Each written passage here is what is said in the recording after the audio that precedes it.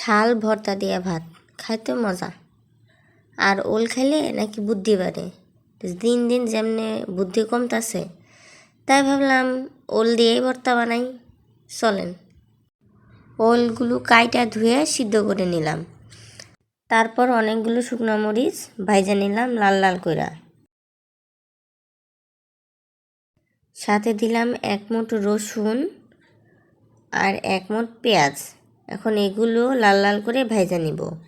শুকনো মরিচ, পেঁয়াজ, রসুন ভাজা হইলে সিদ্ধ করা ওলের সাথে 4টা কাঁচা মরিচ দিয়ে আর একটু হলুদ দিয়ে ওলটাকেও ভালো করে ভাজা নিব।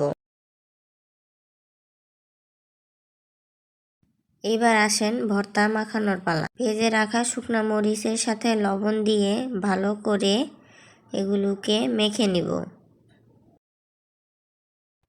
তারপর সিদ্ধ করে ভেজে রাখা ওল আর কাঁচামরিচগুলো দিয়ে এগুলো ভালো করে মেখে নিব। মনে যত সুখ আছে সব সুখ দিয়ে মাখা স্টার্ট করলাম।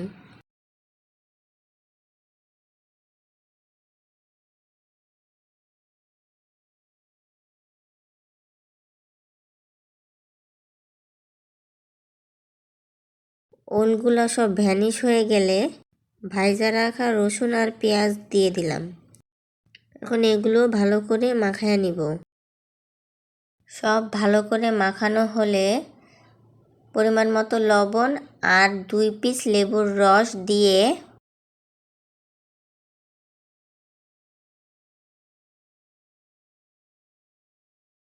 সুন্দর করে সব একসাথে মাখিয়ে নিব।